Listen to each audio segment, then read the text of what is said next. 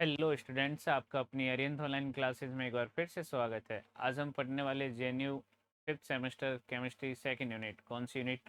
Second unit, जिसके अंतर्गत हम क्या पढ़ने वाले हैं? Peptides, proteins and nucleic acids के बारे में। तो इस यूनिट के अंदर हमारे पास में कुल 3 टॉपिक्स है। कितने हैं? 3। इन्हीं 3 टॉपिक्स के ऊपर हमारी यूनिट आधारित है। तो बढ़ते हैं नोट्स की तरफ। सबसे पहले हम पढ़ेंगे इसके अंतर्गत नोट्स, शॉर्ट रिव्यू, ताकि जो हम यूनिट पढ़ने वाले हैं उस यूनिट के बारे में अपने पास में पूरी की पूरी जानकारी हो, ताकि जब भी हम क्वेश्चन और उनके आंसर पढ़े तो हम उनको अच्छे से समझ सके। पूरी डिटेल में पढ़ना कम समय में संभव नहीं है, इसलिए जो मेन मेन टॉपिक्स है, जो मेन मेन हेडिंग्स है, उससे रिलेटेड हम पढ़ने वाले हैं। तो शुरू करते हैं आज की वीडियो, जिसमें फर्स्ट टॉपिक है हमारे पास में पेप्टाइड्स और प्रोटीन के बारे में। किसके बारे में? पेप्टाइड्स और प्रोटीन के बारे में। फर्स्ट अगर हम बात करें इसके इंट्रोडक्शन की, तो परिचय में क्या आएगा? तो सबसे पहली चीज़ हम जानते हैं, प्रोटीन जो है वो हम सभी जीवित प्राणियों में आवश्यक है। नेक्स्ट जो हमने न्यूक्लिक एसिड वाली यूनिट पढ़ी थी, उसके अंतर्गत भी हमने न्यूक्लिक एसिड और उसके साथ साथ में प्रोटीन के बारे में बात की थी कि न्यूक्लिक एसिड की बहुत सारी संरचनाएं। तो प्रोटीन सभी जीवित कोशिकाओं में सबसे महत्वपूर्ण कार्बनिक पदार्थ है।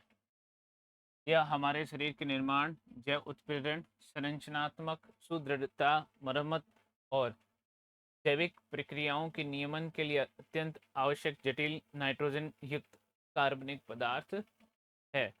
अगर हमसे पूछा जाए कि प्रोटीन का मुख्य रूप से क्या कार्य है, शॉर्ट में अगर पूछा जाए कि प्रोटीन क्या करता है, तो हम शॉर्ट में यहाँ से लिख सकते हैं। क्या लिख सकते हैं? कि प्रोटीन जो है शरीर का निर्माण करने में सहायता करता है, जैव उत्प्रेरण में करता है, संरचनात्मक सुदृढ़ता प्रदान करता है, मरम्मत और जैविक प्रक्रियाओं के नियमन के लिए भी अत्यंत आवश्यक यौगिक है। उसके बाद में फिर आता है पेप्टाइड। तो पेप्टाइड क्या है? तो दो या दो से अधिक एमिनो अम्लों के संघनन के फलस्वरूप बनते हैं, जिसमें जल का एक अणु क्या हो जाता है? बाहर निकल जाता है। क्या हो जाता है? बाहर निकल जाता है। इसके अंतर्गत हमने पढ़ा था COOH कार्बोक्सिल समूह और एमिनो समूह। इसमें OH का निष्कासन हो जाता है और इसमें H का निष्कासन हो जाता है। तो सिंपल सी बात है, ये दोनों किसका निर्माण करते हैं? जल के अणु का निर्माण करते हैं। जैसा कि इसमें देर भी रखा है कि जल के एक अणु का निष्कासन हो जाता है, क्योंकि पुराना बंद कोई ना कोई वैकेंट होगा, तभी तो उसके साथ में कुछ न्यू जुड़ पाएगा। अगर संयोजकता पूर्ण रूपेण संतुष्ट है तो फिर उनका जुड़ना भी संभव नहीं होगा। फिर आता है अमीनो अम्ल की संख्या के आधार पर वर्गीकरण।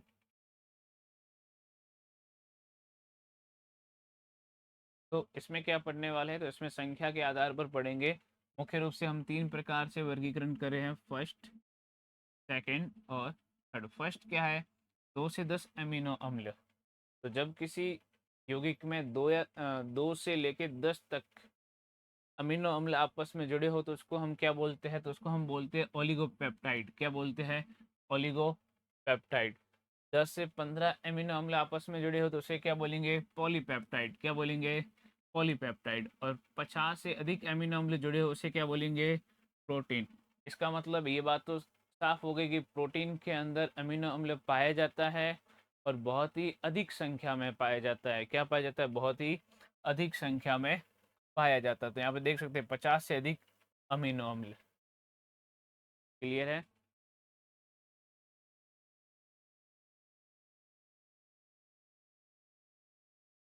तो ये हो गया। नेक्स्ट पढ़ते हैं संघनन के बारे में।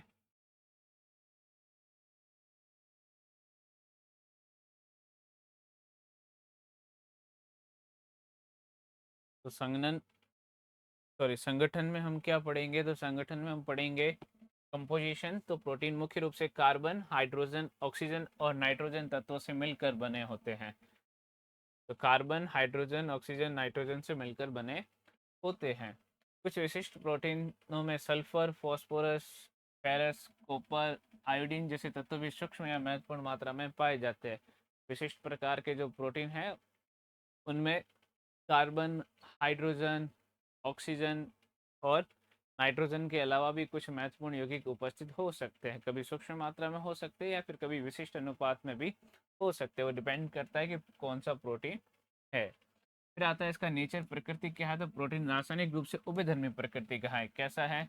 उभयधर्मी प्रकृति का। ये भी हम पहले पढ़ चुके हैं। उभयधर्मी प्रकृति क्यों है? क्योंकि इसमें कार्बोक्सिल समूह अम्लीय एसिड नेचर का है, जबकि एमिनो समूह बेस नेचर का है। कि प्रोटीन की संरचना में अम्लीय कार्बोक्सिलिक समूह है और क्षारीय कौन है? एमिनो समूह है। इस कारण ये अम्ल और क्षार दोनों के साथ अभिक्रिया करने में सक्षम होते हैं, तभी तो उसको क्या बोलते हैं? उभयधर्मी कहते हैं। माध्यम के अनुसार ड्यूटरायन का निर्माण करते हैं। इसमें भी हम पढ़ चुके हैं। ड्यूटरायन का निर्माण करता है जिसके अंतर्गत COOH और NH2। यहाँ पर भी हमें पता है कि ये क्या करता है, ये H+ का क्या करता है? त्याग करता है। और ये H+ का क्या करता है? ग्रहण करता है। तभी ये क्या बनता है? NH3+। क्योंकि सिंपल सी बात है, ये किसी और के साथ में भी तो जुड़ा हुआ होगा, तो 4 बॉन्ड होता ही प्लस आ जाता है। फिर हमारे पास में है प्रोटीनों का पृथक्करण। प्राकृतिक स्रोत जैसे उत्तक है, रक्त है या फिर पादपों से प्रोटीन को शुद्ध रूप में अलग करने के लिए निम्नलिखित वैज्ञानिक विधियों का चरणबद्ध उपयोग किया जाता है। तो कौन कौन सी विधियां हैं इसके अंतर्गत, वो हम पढ़ेंगे। हाँ, तो बढ़ते हैं विधियों की तरफ। फर्स्ट है हमारे पास में निष्कर्षण। क्या है निष्कर्षण?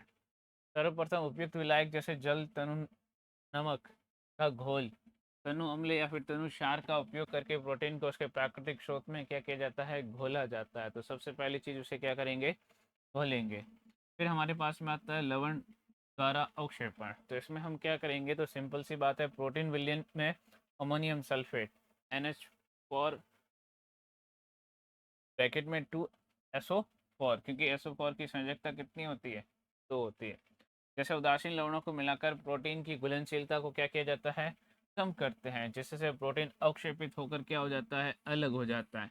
तो दूसरे में हम क्या कर रहे हैं? अवक्षेपण द्वारा क्या कर रहे हैं? इसको अलग कर रहे हैं। क्या कर रहे हैं? अलग। फिर है समविद्युत बिंदु पर अवक्षेपण।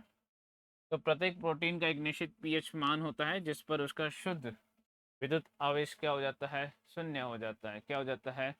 शून्य हो जाता है। इसे क्या कहते हैं? समविद्युत बिंदु कहते हैं, क्योंकि नेट चार्ज क्या हो जाता है? 0। इस pH पर प्रोटीन की घुलनशीलता क्या होती है?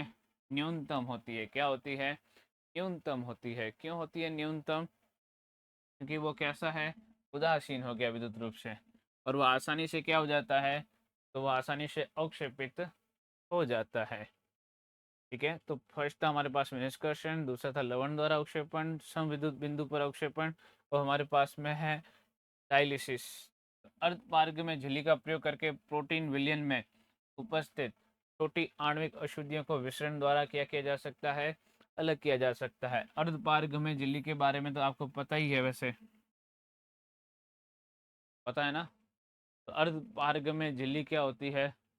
अर्धपारग में झिल्ली, जिसको चयनात्मक झिल्ली भी कहा जाता है। और फिर हमारे पास में क्या है? विसरण द्वारा इसको क्या किया जाता है? अलग किया जाता है, उसकी उच्च सांद्रता से निम्न सांद्रता की। और फिर हमारे पास में है,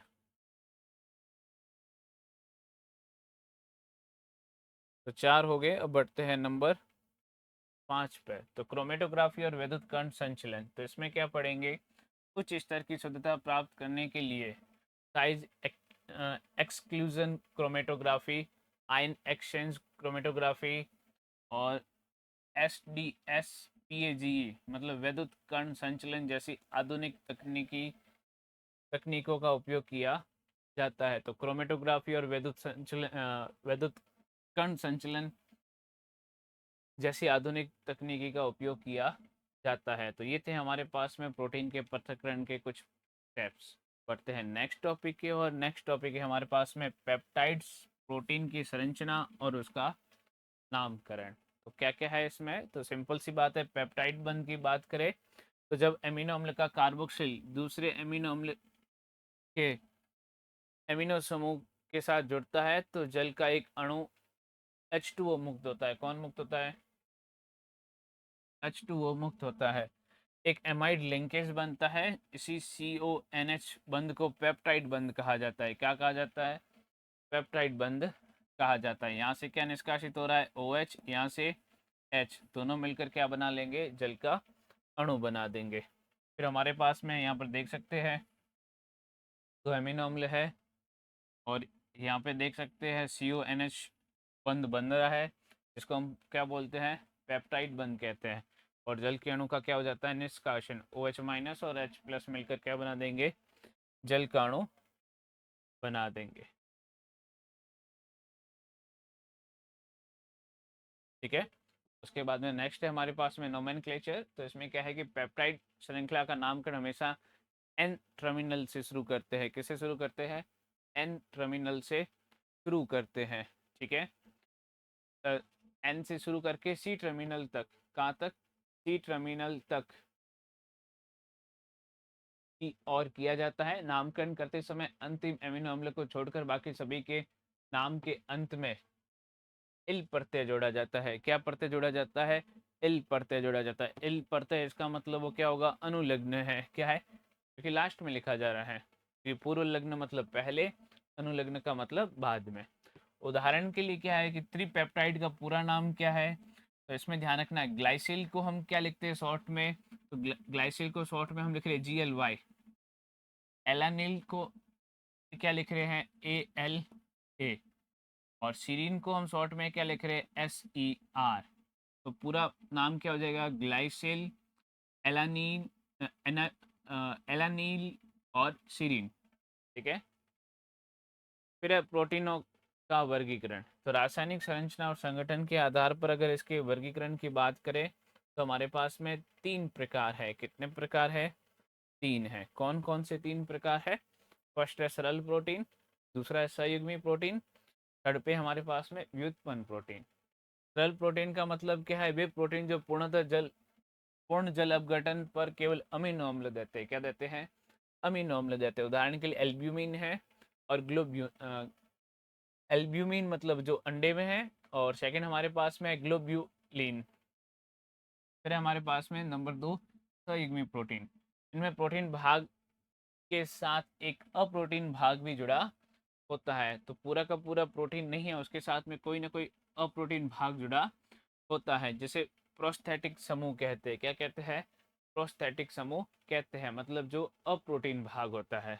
जैसे फॉर एग्जांपल के लिए ग्लाइकोप्रोटीन है, तो वो कार्बोहाइड्रेट युक्त होता है। किससे युक्त होता है, कार्बोहाइड्रेट युक्त होता है। फिर हमारे पास में लाइपोप्रोटीन, ये लिपिड या फिर लिपिड युक्त होता है।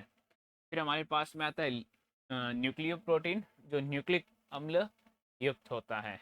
इसका मतलब वास्तविक प्रोटीन के साथ या फिर प्रोटीन के साथ में कोई ना कोई अप्रोटीन भाग भी जुड़ा होता है, इसलिए इसको सहयुग्मी कहते हैं। फिर आता है व्युत्पन्न प्रोटीन। क्या आता है, व्युत्पन्न प्रोटीन मतलब प्रोटीन से व्युत्पत्ति हुई है उनकी। ये प्राकृतिक प्रोटीनों के आंशिक जल अपघटन या फिर विकृतीकरण से प्राप्त होते हैं। अगर उनका आंशिक जल अपघटन करवाया जाए या फिर उनका विकृतीकरण करवाया जाए, तो उदाहरण के लिए हमारे पास में क्या है, तो उदाहरण में हमारे पास में है पेप्टोन और पेप्टाइड। क्या है, पेप्टोन और पेप्टाइड। ठीक है। उसके बाद में नेक्स्ट है हमारे पास में आणविक आकार और घुलनशीलता के आधार पर। तो सेकंड है हमारे पास में आणविक आकार और घुलनशीलता के आधार पर।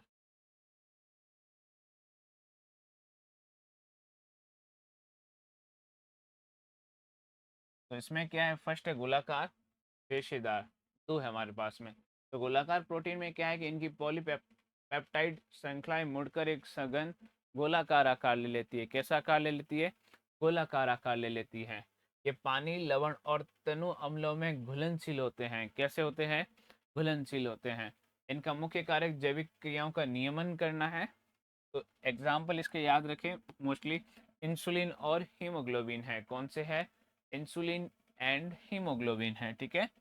सभी एंजाइम, तो जितने भी इंसुलिन है, हीमोग्लोबिन है और सभी एंजाइम है, ये सारे के सारे किसके अंतर्गत आएंगे, गोलाकार प्रोटीन में आएंगे। किसके अंतर्गत आएंगे, गोलाकार प्रोटीन्स के अंतर्गत आएंगे।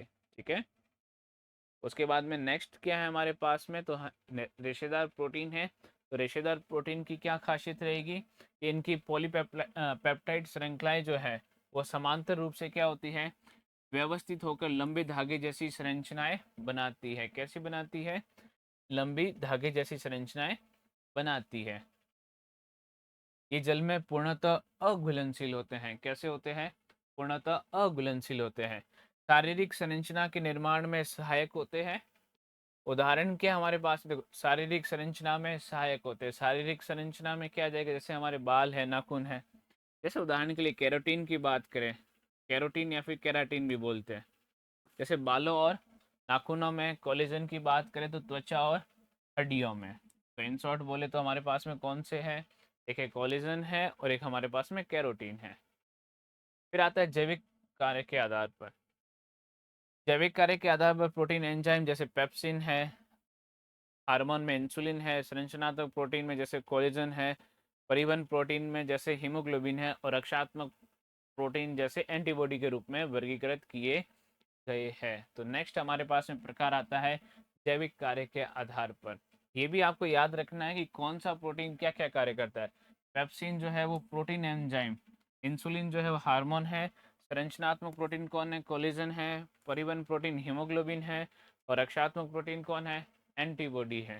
ठीक है, तो इन शॉर्ट में इसके कार्य क्या क्या है वो भी हमारे पास में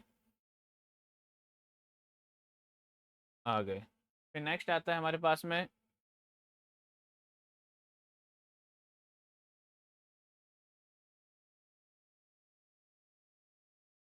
तो लास्ट हमने जैविक कार्य के आधार पर पढ़ा। तो नेक्स्ट है हमारे पास में पेप्टाइड का चयनात्मक जल अपघटन। क्या है? चयनात्मक जल अपघटन।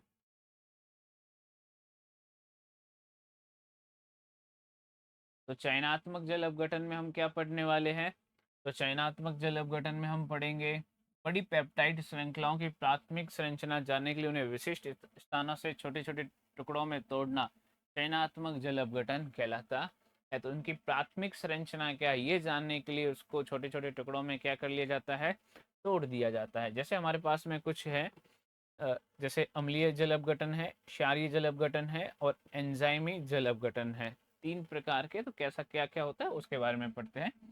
अम्लीय जल अपघटन की बात करें तो 6 नॉर्मलता HCl के साथ, नॉर्मलता कितनी है? 6। तो 6 नॉर्मलता HCl के साथ में 110 डिग्री पर गर्म करने पर, कितना गर्म करें? 110 डिग्री सेल्सियस पर गर्म कर रहे हैं। तो गर्म करने पर सभी पेप्टाइड बंध पूरी तरह से क्या हो जाते हैं? टूट जाते हैं। क्या हो जाते हैं? टूट जाते हैं। और मुक्त एमिनो अम्लों का मिश्रण प्राप्त होता है। किसका मिश्रण प्राप्त होता है? मुक्त एमिनो अम्ल का मिश्रण प्राप्त होता है। फिर हमारे पास में क्षारीय जल अपघटन। तो NaOH के उपयोग से जल अपघटन किया जाता है। किसके उपयोग से? NaOH के उपयोग से जल अपघटन किया जाता है। परंतु इस प्रक्रिया में ट्रिप्टोफैन जैसे कुछ संवेदनशील एमिनो अम्ल क्या हो जाते हैं?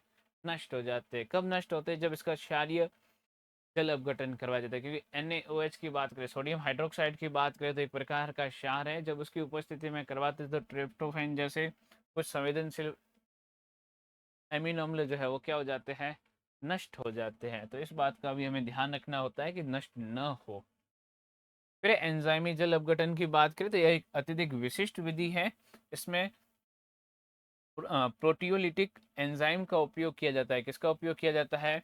प्रोटियोलिटिक एंजाइम का उपयोग करते हैं। जैसे ट्रिप्सिन केवल लाइसिन और आर्जिनिन के कार्बोक्सिल सिरे वाले पेप्टाइड बंध को काटता है, जबकि काइमोट्रिप्सिन फेनिल एलानिन और टायरोसिन और ट्रिप्टोफैन के बाद काटता है। तो इसमें क्या एक व्यवस्थित क्रम के अनुसार काट रहे हैं, पहले ट्रिप्सिन उसके बाद में काइमोट्रिप्सिन। ये हमारे पास में थे 3 चयनात्मक जल अपघटन। ठीक है, उसके बाद में फिर हमारे पास में आता है पेप्टाइड संश्लेषण। तो नेक्स्ट हेडिंग है हमारे पास में पेप्टाइड सिंथेसिस। तो इसका फर्स्ट टॉपिक हमारे पास में क्या रहता है? तो इसका फर्स्ट टॉपिक हमारे पास में रहता है क्लासिकल क्लास में है विलियन प्रावस्था संश्लेषण। ये सारे के सारे जो टॉपिक्स है कुछ ना कुछ हद तक हमारी पहली यूनिट से रिलेटेड भी है। तो अगर आपने पहली यूनिट नहीं देखी है तो सबसे पहले आप पहली यूनिट को पढ़े अच्छे से, उसके बाद में सेकंड यूनिट को पढ़े। क्या है कि पहली यूनिट आप जब अच्छे से पढ़ेंगे तो आपको सेकंड यूनिट ऑटोमेटिकली समझ में आनी शुरू हो जाएगी। क्योंकि डायरेक्टली अगर आप ये पढ़ेंगे तो फिर समझ में आना मुश्किल सा रहेगा, क्योंकि वो बहुत ही बेसिक और बहुत ही ईजी है।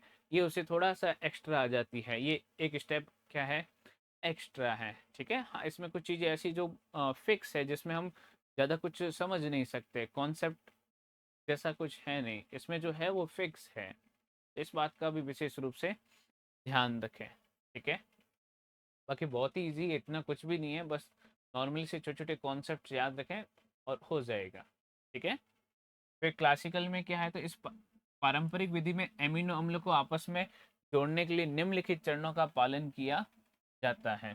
फिर क्या है, प्रथम एमिनो अम्ल के NH2 समूह को रक्षित समूह जैसे Z समूह या फिर BOC समूह द्वारा ब्लॉक या क्या कर दिया जाता है, ढक दिया जाता है। तो प्रथम एमिनो अम्ल के एमिनो समूह को, मतलब NH2 समूह को क्या किया जाता है, ब्लॉक कर दिया, रक्षित समूह द्वारा क्या किया जाता है, ब्लॉक या फिर ढक दिया जाता है, ताकि वो सुरक्षित रहे।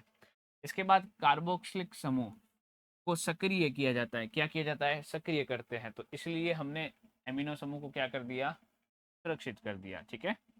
कैसे, एस्टर या फिर एनहाइड्राइड बनाकर, ठीक है, अनहाइड्राइड या फिर एनहाइड्राइड भी कहते हैं जिसको।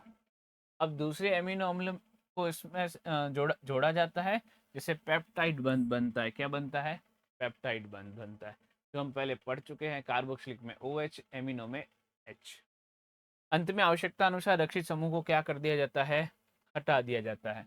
इसको अगर आवश्यकता नहीं है या फिर आवश्यकता जिस हिसाब से रहती है उसके अकॉर्डिंग इसको हटा भी दिया जा सकता है, ठीक है। सीमाएं क्या, इस विधि में प्रत्येक चरण के बाद बनने वाला उत्पाद का शुद्धिकरण करना अत्यंत कठिन और समय लेने वाला होता है, जिससे लब्धि कम हो जाती है। तो सिंपल सी बात है, ये विधि ठीक ठाक है, ज़्यादा हम इसको यूज़ में नहीं ले सकते, क्योंकि सिंपल सी बात है, इसमें समय की अधिक खर्च होता है, क्योंकि समय की अधिक बर्बादी है जो हमारे लिए काम की नहीं है। क्योंकि वैज्ञानिकों द्वारा उसी विधि को सबसे ज़्यादा प्राथमिकता दी जाती है जो कम लागत में, कम समय में अच्छी गुणवत्ता प्रदान करें। क्योंकि हम भी जब भी कोई भी प्रोडक्ट खरीदते हैं या फिर कोई भी रॉ मटेरियल से कुछ मेन प्रोडक्ट बनाते हैं, तो हमारा भी जो मेन पर्पज़ है वो क्या रहता है कि कॉस्ट बहुत ही कम आए, आसानी से उपलब्ध हो, ऐसे पदार्थों का उपयोग किया जाए, लागत कम, समय भी कम, लेकिन गुणवत्ता क्या होनी चाहिए, अच्छी होनी चाहिए। फिर है ठोस प्रावस्था पेप्टाइड संश्लेषण, SPPS, ठीक है। तो हमारे पास में क्या है, RB मेरीफील्ड द्वारा विकसित इस आधुनिक विधि ने पेप्टाइड संश्लेषण को क्रांतिकारी बना दिया। कैसा बना दिया, क्रांतिकारी बना दिया। अब ठोस प्रावस्था पेप्टाइड संश्लेषण का दूसरा नाम और भी है, मेरीफील्ड मेथड। तो ये भी चीज़ ध्यान रखना, कभी कभी वो नाम ना आकर ये भी आ सकता है, ठीक है। और SPPS का तो नाम लिखा हुआ ही है, सॉलिड फेज पेप्टाइड सिंथेसिस।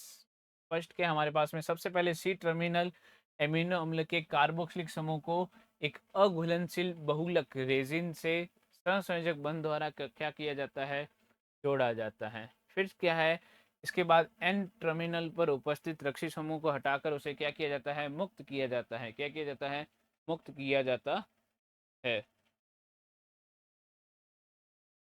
उसके बाद में क्या है कि अगले आने वाले रक्षित अमीनो अम्ल को सक्रिय श्रृंखला में क्या कर दिया जाता है, जोड़ दिया जाता है। फिर अभिकृत अभिकर्मों को और सह उत्पाद को केवल छान कर और धोकर आसानी से अलग कर दिया जाता है। फिर पूरी श्रृंखला बन जाने के बाद पेप्टाइड को HF हाइड्रोफ्लोरिक अम्ल की सहायता से रेजिन से क्या कर दिया जाता है, अलग किया जाता है। अब ये था हमारे पास में प्रोसेस। फर्स्ट हमने क्या किया है, C टर्मिनल एमिनो अम्ल के कार्बोक्सिल समूह को एक अघुलनशील बहुलक रेजिन से हमने क्या कर दिया, सहसंयोजक बंध द्वारा उसको जोड़ दिया। फिर N टर्मिनल पर उपस्थित रक्षित समूह को हमने क्या कर दिया, हटाकर मुक्त कर दिया। आने वाले रक्षित एमिनो अम्ल को सक्रिय करके श्रृंखला में हमने क्या कर दिया, जोड़ दिया। अभिकृत अभिक्रमों को और सह उत्पाद को केवल शान कर आसानी से धोकर रेजिन की सहायता से हम क्या कर देते हैं, अलग कर देते हैं पेप्टाइड बंध बनने के बाद में।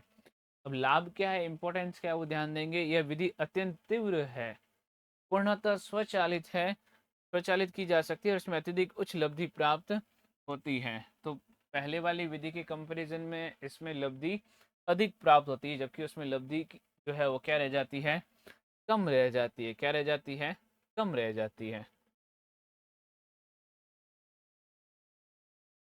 फिर हमारे पास में आता है पेप्टाइड संरचना का निर्माण। अंत्य समूह विश्लेषण की बात करें, फिर हमारे पास में क्या है, पेप्टाइड और एमिनो अम्ल का अनुक्रम निर्धारित करने के लिए सिरों का विश्लेषण किया जाता है। तो एमिनो अम्ल का अनुक्रम निर्धारित करने के लिए पहले तो उसके सिरों का क्या करेंगे, विश्लेषण करेंगे। तो विश्लेषण में हमारे पास में दो सिरे रहते हैं, एक रहता है सी और एक रहता है एन टर्मिनल और सी टर्मिनल। ठीक है, तो एन टर्मिनल का निर्धारण कैसे होता है, तो एन टर्मिनल का निर्धारण के लिए हम क्या करेंगे, तो इसके लिए हमारे पास में एक अभिकर्मक है जिसको बोलते हैं सेंगर अभिकर्मक। क्या बोलते हैं, सेंगर अभिकर्मक। ठीक है, सेंगर अभिकर्मक क्या होता है, तो सेंगर अभिकर्मक जिसको हम शॉर्ट में बोलते हैं DNFB। क्या बोलते हैं, DNFB, इसका पूरा नाम है 2,4 डाई नाइट्रो फ्लोरो बेंजीन। ठीक है, डाई नाइट्रो फ्लोरो बेंजीन, तो D for di, N for nitro, F for fluoro, B for benzene का उपयोग किया जाता है। जो एन टर्मिनल से मुक्त एमिनो समूह से क्या करता है, क्रिया करके DNP पेप्टाइड बनाता है। क्या बनाता है, DNP पेप्टाइड बनाता है। जल अपघटन के बाद DNP अमीनो अम्ल क्या हो जाता है, अलग हो जाता है, जिसकी पहचान किसे की जाती है, क्रोमेटोग्राफी से की जाती है। किसे की जाती है, क्रोमेटोग्राफी से इसकी पहचान की जाती है। इसके अतिरिक्त एडमेन निम्नीकरण विधि में फेनिल आइसोथायोसाइनेट का उपयोग करते हैं। कौन सी विधि में, एडमेन निम्नीकरण है। ठीक है, फेनिल आइसोथायोसाइनेट का उपयोग किया जाता है। ठीक है, नेक्स्ट है हमारे पास में सी टर्मिनल निर्धारण। तो इसमें क्या पढ़ेंगे, इसके लिए पेप्टाइड की क्रिया हाइड्राजीन के साथ करवाई जाती है। NH2 सिंगल बॉन्ड NH2 से कराई जाती है।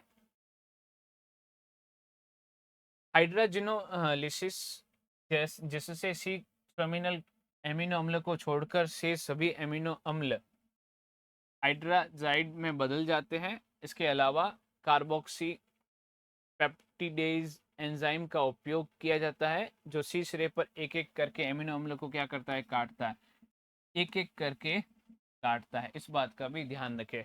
इनमें मुख्य रूप से कौन कौन से एंजाइम का उपयोग किया जा रहा है उनको आपको याद रखना है। ठीक है,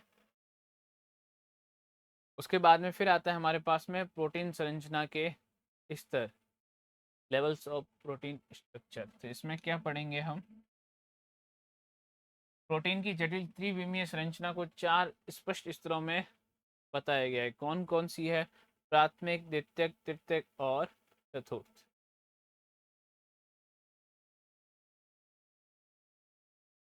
ठीक है, तो हमारे पास में क्या क्या रहने वाली है, प्राथमिक संरचना की अगर हम बात करें तो प्राथमिक संरचना में या पॉलीपेप्टाइड श्रृंखलाओं में एमिनो अम्ल के जुड़ने का एक रेखिक और विशिष्ट अनुक्रम है।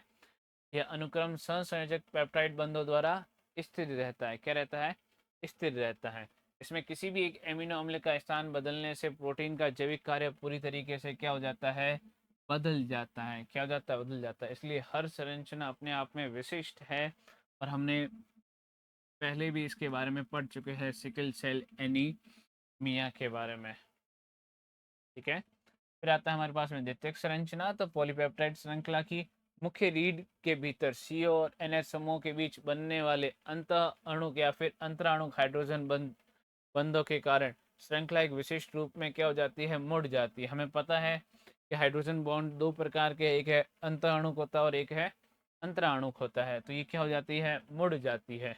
यह मुख्यतः दो प्रकार की होती है। पहला है हमारे पास में अल्फा हेलिक्स। क्या है, अल्फा हेलिक्स। दूसरा हमारे पास में क्या है, बीटा प्लेटेड शीट। ठीक है, तो हमारे पास में कितने हैं, दो प्रकार के हैं। फिर हमारे पास में आता है तृतीयक संरचना। क्या आता है, तृतीयक संरचना। तो द्वितीय संरचना वाली श्रृंखलाएं आगे चलकर त्रिविमीय आकार में मुड़ जाती है। कैसे मुड़ती है, 3D में, और लिपट जाती है। क्या हो जाती है, लिपट जाती है। यह संरचना प्रोटीन के जैविक रूप से सक्रिय होने के लिए क्या है, अनिवार्य है। क्या है, अनिवार्य है। इसे स्थिर रखने में डाइसल्फाइड, क्या है, इसे स्थिर रखने में डाइसल्फाइड आयनिक बंध, हाइड्रोजन बंध और हाइड्रोफोबिक पारस्परिक क्रियाएं मुख्य भूमिका निभाती है। तो कौन कौन सी है इसको स्थिर रखने के लिए, फर्स्ट है हमारे पास में डाइसल्फाइड, दूसरा हमारे पास में है आयनिक बंध, थर्ड है हमारे पास में हाइड्रोजन बंध और हाइड्रोफोबिक। हाइड्रोफोबिक का मतलब जल विरोधी, याद है हमने ये भी पहले पढ़ रखा है। फिर आता है चतुर्थक संरचना। कुछ प्रोटीन दो या दो से अधिक पॉलीपेप्टाइड श्रृंखलाओं के आपस में विशिष्ट रूप से व्यवस्थित होने से बनते हैं। उदाहरण के लिए हीमोग्लोबिन में 4 उप इकाइयां, 2 अल्फा और 2 बीटा पाई जाती हैं। तो हीमोग्लोबिन में 2 अल्फा और 2 बीटा संरचनाएं या फिर उप इकाइयां पाई जाती है। तो ये था हमारे पास में प्रोटीन की संरचना के 4 भाग। फिर आता है हमारे पास में प्रोटीन का विकृतीकरण और पुनः प्रकृतिकरण। तो प्रोटीन का भी विकृतीकरण मतलब उसकी मूल संरचना में कोई ना कोई परिवर्तन हो सकता है। तो किसी प्राकृतिक प्रोटीन को भौतिक या रासायनिक परिवर्तन हो, जैसे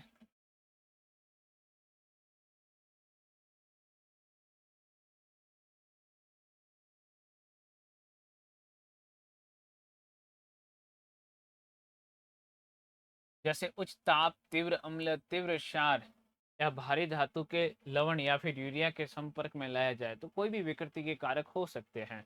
उसके भीतर कमजोर हाइड्रोजन बंध और अन्य बंध क्या हो जाते हैं, टूट जाते हैं। अन्य बंध क्या हो जाते हैं, टूट जाते हैं। इसके परिणाम स्वरूप प्रोटीन की द्वितीयक, तृतीयक और चतुर्थ संरचनाएं क्या हो जाती है, नष्ट हो जाती है। सेकेंड, थर्ड और फोर्थ नष्ट हो जाती है। वो अपना जैविक कार्य क्या कर देता, खो देता है। ध्यान रहे कि इस प्रक्रिया में प्राथमिक संरचना अप्रभावित रहती है। प्राथमिक संरचना पेप्टाइड बंध जो है वो क्या रहती है, अप्रभावित रहती है। उदाहरण के लिए अंडे को उबालने पर सफेदी का स्कंदन होना, दूध से दही का बनना, ये तो दोनों के बारे में आप जानते ही हो वैसे। फिर आता है पुनः प्रकृतिकरण। यदि विकृतीकरण की परिस्थितियां बहुत तीव्र न हो तो उन्हें हटाकर दोबारा अनुकूल परिस्थितियां या वातावरण प्रदान किया जा सकता है। तो जिस कारण से ये विकृति हो रही है उस परिस्थितियों को हटाकर वहां पर अनुकूल परिस्थितियां लागू की जा सकती है, जिससे प्रोटीन स्वतः ही अपनी मूल प्राकृतिक संरचना में वापस आ जाता है। इसे पुनः प्रकृतिकरण कहते हैं। जैसे तो पुनः प्रकृतिकरण में क्या होगा, मूल प्राकृतिक त्रिविमीय संरचना और जैविक सक्रियता को क्या कर देता है, पुनः प्राप्त कर लेता है और प्रोटीन पहले की भांति वापस कार्य करना शुरू कर देता है। उसके बाद में फिर हमारे पास में नेक्स्ट आता है प्रोटीन विश्लेषण परीक्षण की बात करें तो प्रयोगशाला में प्रोटीन और एमिनो अम्ल को पहचानने के लिए निम्नलिखित गुणात्मक परीक्षण किए जाते हैं, जिसको हम टेबल के थ्रू पढ़ेंगे। तो ये हमारे पास में टेबल है। तो हमारे पास में परीक्षण है, कौन कौन से अभिकर्मक का उपयोग किया जाता है, क्या परीक्षण रहते हैं और उपस्थिति और उसके कारण है। तो फर्स्ट हमारे पास में आता है ब्यूरेट परीक्षण। क्या आता है, ब्यूरेट परीक्षण। तो ब्यूरेट परीक्षण में अभिकर्मक क्या है, तो फर्स्ट में है हमारे पास में तनु CuSO4 प्लस NaOH का विलयन है। ठीक है, तनु कॉपर सल्फेट है और हमारे पास में सोडियम हाइड्रोक्साइड का विलयन है।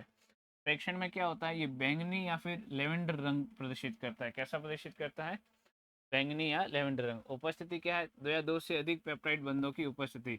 मतलब जब ये कलर शो करेगा ऐसा, इसका मतलब वहां पर दो या दो से अधिक पेप्टाइड बंध उपस्थित है। फिर आता है हमारे पास में निन हाइड्रीन परीक्षण। इसमें क्या होता है, निन हाइड्रीन अभिकर्मक का उपयोग किया जाता है, जिससे गहरा पीला या फिर बैंगनी रंग, जिसको हम रूहेमन पर्पल भी कहते हैं, ये मुक्त एमिनो अम्ल की उपस्थिति के बारे में बताता है। किसके बारे में, मुक्त एमिनो अम्ल की उपस्थिति के बारे में बताता है। फिर हमारे पास में जेंथोप्रोटिक परीक्षण है। इसमें सांद्र HNO3 का उपयोग किया जाता है, जिसका रंग कैसा हो जाता है, पीला रंग हो जाता है और क्षार मिलाने पर कैसा हो जाता है, नारंगी हो जाता है। कैसा हो जाता है, पीला और क्षार मिलाने पर नारंगी।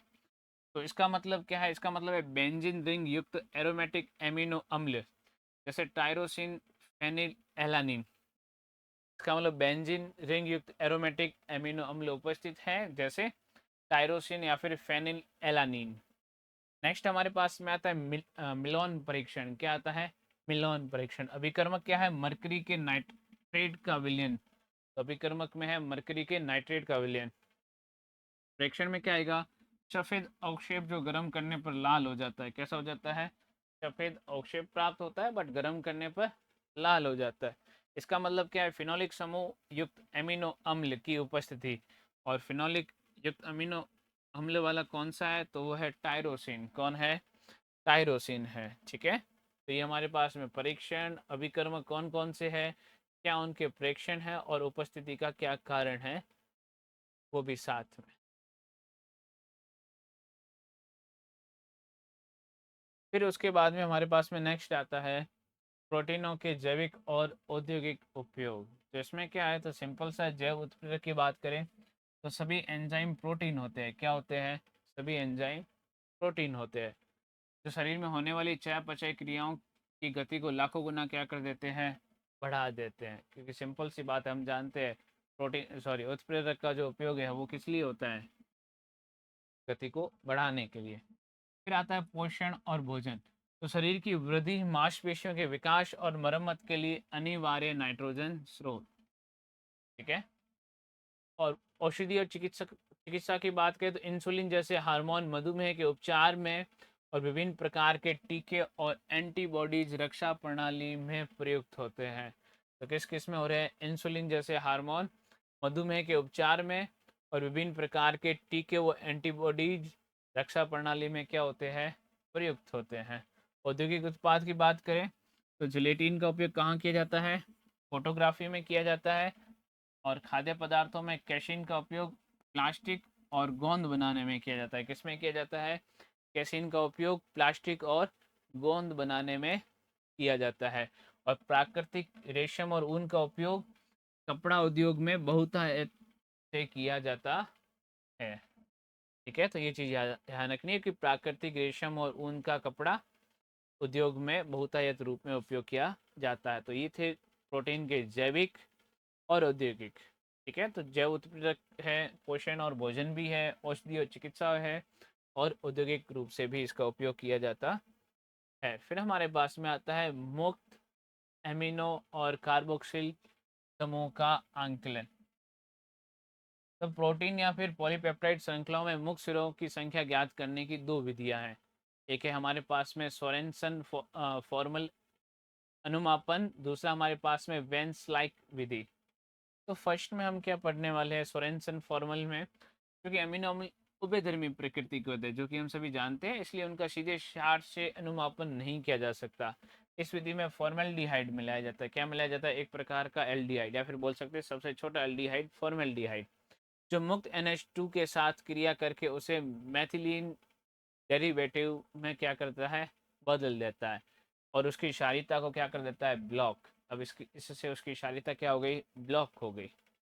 अब मुक्त हुए कार्बोक्सिल समूह का मानक NaOH विलयन और फिनोल्फथैलीन सूचक की उपस्थिति में आसानी से अनुमापन कर लिया जाता। अब क्षार को हमने ब्लॉक कर दिया तो अम्ल का हम आसानी से अनुमापन कर सकते हैं। ठीक है, फिर है वेंस लाइक विधि की बात करें तो इस विधि में अमीनो अम्ल या फिर पेप्टाइड की अभिक्रिया नाइट्रस अम्ल से करवाई जाती है। किससे करवाई जाती है?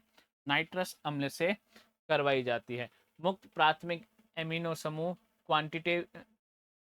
क्वांटिटेटिव रूप से नाइट्रोजन गैस मुक्त करते हैं, और मुक्त हुई N2 गैस के आयतन को मापकर प्राथमिक एमिनो समूह की सटीक मात्रा की गणना कर ली जाती है। तो यहाँ पर COOH मतलब कार्बोक्सिल की है, और यहाँ पर एमिनो समूह की सटीक मात्रा की गणना कर ली जाती है। तो दोनों में अलग अलग मात्रा ज्ञात कर ली जा सकती है। फिर नेक्स्ट हमारे पास में आता है भाग 2, न्यूक्लिक एसिड। क्या आता है? Nucleic acid. तो हमने पढ़ा था, तो इतनी देर हमने पढ़ा है पेप्टाइड बंध के बारे में पढ़ा, प्रोटीन के बारे में पढ़ा, उसकी संरचना के बारे में पढ़ा, उसका विकृतीकरण पढ़ा, पृथक्करण पढ़ा है। अब हम पढ़ेंगे न्यूक्लिक एसिड के बारे में। किसके बारे में? न्यूक्लिक एसिड के बारे में। तो न्यूक्लिक एसिड क्या है? तो न्यूक्लिक अम्ल जैविक कोशिकाओं के केंद्रक में पाए जाने वाले अत्यंत उच्च अणु भार वाले प्राकृतिक जैव बहुलक होते हैं। क्या होते हैं? प्राकृतिक जैव बहुलक होते हैं। इसे सर्वप्रथम फ्रेडरिक मिशर ने न्यूक्लियन नाम दिया था। ये आनुवांशिक सूचनाओं के भंडारण, स्थानांतरण और प्रोटीन संश्लेषण के नियंत्रण के लिए क्या होते हैं? उत्तरदायी होते हैं। क्या होते हैं? उत्तरदायी होते हैं। ये मुख्य रूप से दो प्रकार के होते हैं। कितने प्रकार के होते हैं? दो प्रकार के। फिर कौन कौन से है, एक है डीएनए और एक है आरएनए। डीएनए की फुल फॉर्म क्या होती है, तो डीऑक्सीराइबोज न्यूक्लिक अम्ल। आरएनए की क्या होगी, राइबो न्यूक्लिक अम्ल, जिसके बारे में आपने बायोलॉजी में बहुत अच्छे से पढ़ रखा है। बायोमोलिक्यूल्स में हम इतना अच्छे से नहीं पढ़ पाते, क्योंकि यहाँ पे बायोलॉजी के साथ साथ में केमिस्ट्री भी इंटरफेयर करती है। ठीक है, दोनों का मिक्सचर पढ़ रहे हैं। फुली डिटेल्स में आप बायो में बहुत अच्छे से पढ़े होंगे, और क्या पता अभी भी पढ़ रहे हो। यह मुख्य रूप से केंद्र के गुण सूत्र में पाया जाता है और मुख्य आनुवांशिक पदार्थ है। ये तो हम सभी जानते हैं, डीएनए जो है एक प्रकार का आनुवांशिक पदार्थ है, जो जनक पीढ़ी से संतति पीढ़ी में स्थानांतरित होता है, जो गुणों को लक्षणों को निर्धारित भी करते हैं। यह मुख्य रूप से कोशिका द्रव और राइबोसोम में पाया जाता है, जो प्रोटीन निर्माण में सक्रिय भाग लेता है। तो आरएनए जो है वो प्रोटीन निर्माण में क्या करता है, सक्रिय भाग लेता है। फिर आता है हमारे पास में न्यूक्लिक एसिड के घटक। क्या आता है, न्यूक्लिक एसिड के घटक। न्यूक्लिक अम्ल की पूर्ण संरचना रासायनिक रूप से 3 घटकों से मिलकर बनी है। फर्स्ट है हमारे पास में पेंटोज शर्करा। पेंटोज मतलब 5 कार्बन। यह 5 कार्बन परमाणु वाली एक वलय है, जिसमें आरएनए में बीटा डी राइबोज शर्करा पाई जाती है, डीएनए में बीटा डी ऑक्सी राइबोज शर्करा पाई जाती है, जिसके कार्बन 2 पर एक ऑक्सीकरण परमाणु कम होता है। क्या होता है, कम होता है, क्योंकि डी ऑक्सी का मतलब ही क्या है, ऑक्सीजन की कमी। फिर नाइट्रोजन युक्त क्षार की बात करें तो ये तो अपने को पता ही है, ये तो हमने ट्वेल्थ में भी बहुत बार पढ़े हैं। आपने ट्वेल्थ की केमिस्ट्री में लास्ट चैप्टर जो पढ़ते हैं बायोमोलिकुल्स, उसमें भी पढ़ा है।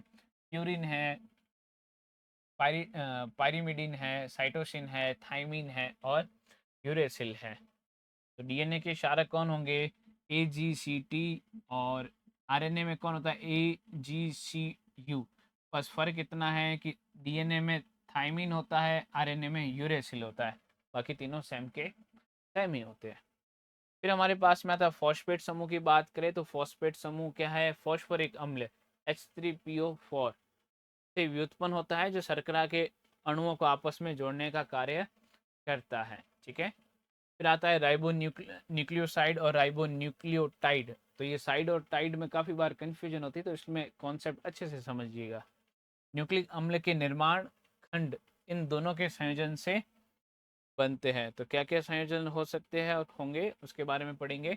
तो फर्स्ट आता है हमारे पास में न्यूक्लियोसाइड। क्या आता है, न्यूक्लियोसाइड आता है जब पेंटोज शर्करा के फर्स्ट कार्बन परमाणु के साथ कोई नाइट्रोजन क्षारक बीटा ग्लाइकोसिडिक बंध द्वारा जुड़ता है, तो उसको न्यूक्लियोसाइड कहते हैं। मतलब शर्करा प्लस नाइट्रोजन क्षारक क्या कहलाएगा, न्यूक्लियोसाइड। और जब न्यूक्लियोसाइड के साथ में फॉस्फेट समूह जुड़ता है, न्यूक्लियोसाइड के साथ में जैसे कोई फॉस्फेट समूह जुड़ता है, तो उसको क्या बोलते हैं, न्यूक्लियोटाइड कहते हैं। जैसे यहाँ पर अपने पास में कुछ एग्जाम्पल एक दो याद रखिएगा, जैसे एडेनोसिन है, गुआनोसिन है। फिर न्यूक्लियोटाइड की बात करें तो वही न्यूक्लियोसाइड प्लस फॉस्फेट समूह क्या बनाएगा, न्यूक्लियोटाइड बनाएगा। फिर उदाहरण की बात करें अगर हम, तो उदाहरण हमारे पास में क्या रहेगा, तो उदाहरण हमारे पास में एडेनोसिल्ट मोनोफॉस्फेट न्यूक्लियोटाइड ही, या जीएमपी सीएमपी यूएमपीआई न्यूक्लियोटाइड ही न्यूक्लिक अम्ल के मोनोमर मतलब एक लग होते हैं। क्या होते हैं, मोनो का मतलब क्या होता है, एक। अनेक न्यूक्लियोटाइड आपस में 3-5 फॉस्फोडाइएस्टर बंध द्वारा जुड़कर एक लंबी पॉली न्यूक्लियोटाइड श्रृंखला बनाते हैं। फिर हम पढ़ते हैं डीएनए की द्विकुंडलित संरचना। तो क्या है इसमें, तो सन 1953 1953 में जेम्स वॉटसन और फ्रांसिस क्रिक, तो वॉटसन और क्रिक का द्विकुंडलित मॉडल तो आपने पढ़ा ही है, 3-5 5-3 फ्रैंकलिन और विल्किंस ने एक्सरे विवर्तन के आंकड़ों के आधार पर डीएनए की त्रिविमीय द्विकुंडलित संरचना का प्रतिरूप प्रस्तुत किया, जिसके लिए उन्हें 1962 में नोबेल पुरस्कार भी दिया गया।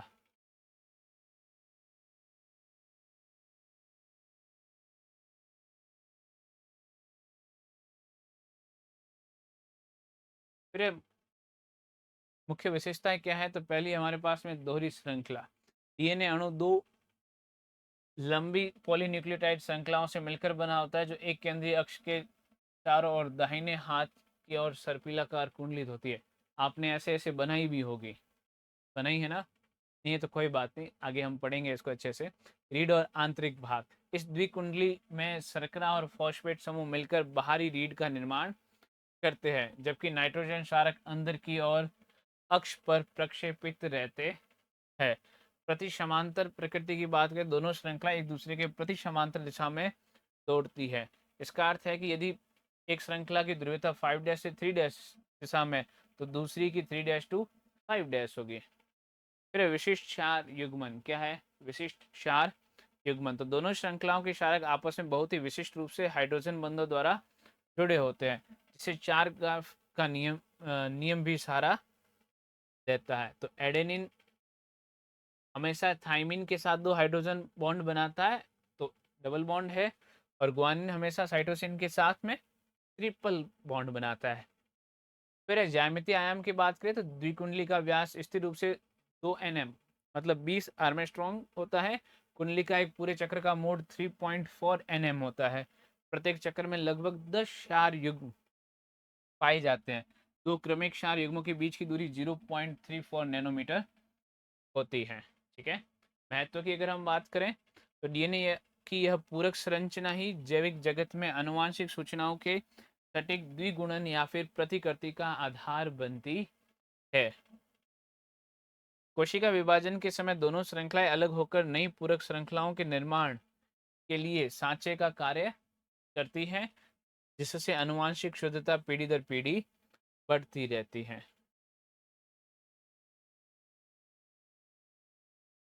ठीक है, तो ये हमारे पास में था हमारे 5th सेमेस्टर केमिस्ट्री के सेकंड यूनिट्स का शॉर्ट एंड स्वीट में रिवीजन। ठीक है, नेक्स्ट वीडियो में हम पार्ट ए और पार्ट बी के क्वेश्चंस और उनके आंसर के बारे में पढ़ेंगे।